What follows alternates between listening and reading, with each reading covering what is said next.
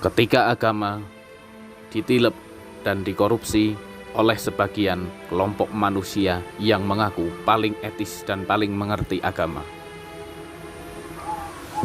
Agama mengajarkan nilai-nilai moral yang bisa menjauhkan penganutnya dari segala keserakahan dan kejahatan, termasuk korupsi.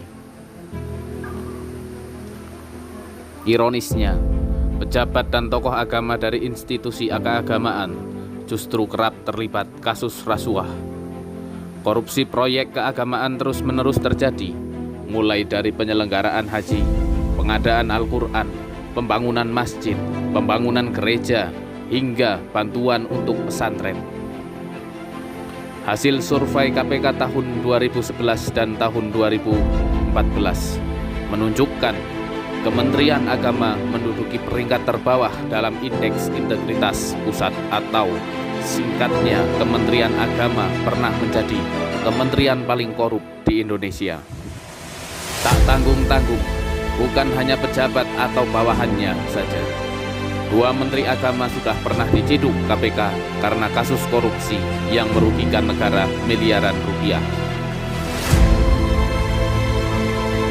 Menak pertama yang tersandung korupsi adalah Said Aqil Hussein Al-Munawar, Menteri Agama di masa pemerintahan Megawati Soekarno Putri, tahun 2001 sampai tahun 2004. Dirinya dinyatakan bersalah karena mengkorupsi dana abadi umat dan biaya penyelenggaraan ibadah haji tahun 1999 sampai 2003. Selanjutnya adalah Surya Dharma Ali, ex-ketua umum Partai Persatuan Pembangunan sekaligus Menteri Agama di era SBY. Dirinya terbukti melakukan dua tindak pidana korupsi, yaitu korupsi penyelenggaraan ibadah haji serta menyelewengkan dana operasional menteri untuk kepentingan pribadi. Korupsi pengadaan Al-Quran dan lab madrasah tak tanggung-tanggung. Proyek-proyek Kemenak seperti pengadaan lab komputer madrasah dan pengadaan Al-Quran tahun 2011 sampai 2012 terbukti dikorupsi dan melibatkan sejumlah pejabat dan politisi seperti Ahmad Jauhari, Dendi Prasetya, anggota DPR Zulkarnain Jabar, dan politisi Golkar Fahad El-Faus.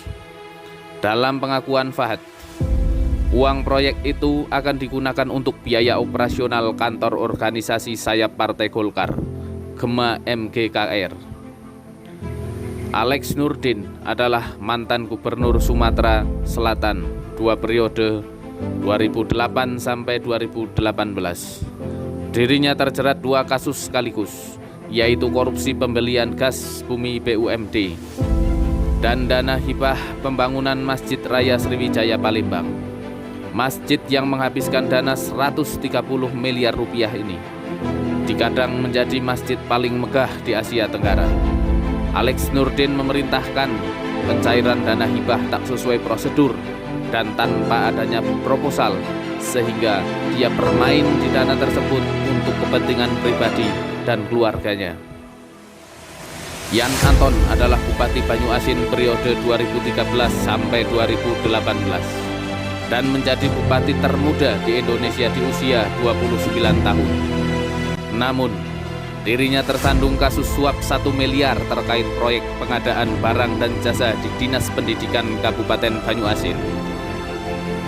Tak tanggung-tanggung, uang hasil korupsinya digunakan untuk pergi berhaji. KPK menyatakan Yan Anton membutuhkan dana untuk berhaji bersama istrinya, Vinata Citra Karini. Lantas, uang hasil suap 1 miliar itulah yang ia gunakan sebagai ongkos dan bekal perjalanan haji. Dana bantuan pesantren dan lembaga pendidikan Islam sebesar 2,5 triliun rupiah diduga menjadi ladang korupsi paling istimewa di negeri ini.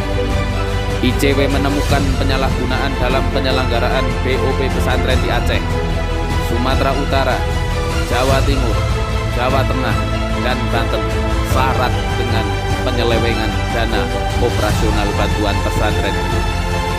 Di Banten muncul kasus dugaan korupsi hibah pesantren pada tahun 2018 dan tahun 2020.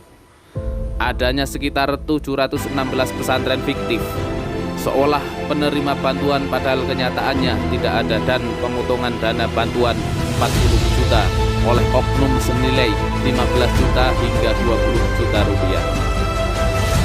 Selain kasus-kasus menghebohkan tersebut, banyak sekali kasus-kasus yang menghebohkan di tubuh Kementerian Agama. Banyak Kementerian Agama ini menyelewengkan dana-dana umat, apalagi dana yang tidak sesuai prosedurnya diterapkan di berbagai macam kegiatan. Maka dari itu, rakyat Indonesia, mari berbondong-bondong untuk mendoakan negeri ini terbebas dari oknum-oknum koruptor, dari oknum-oknum politisi yang hanya mengumbar janji dan hanya ingin mengenyangkan perut sendiri. Salam istimewa, tetap bersama Kata Bakra.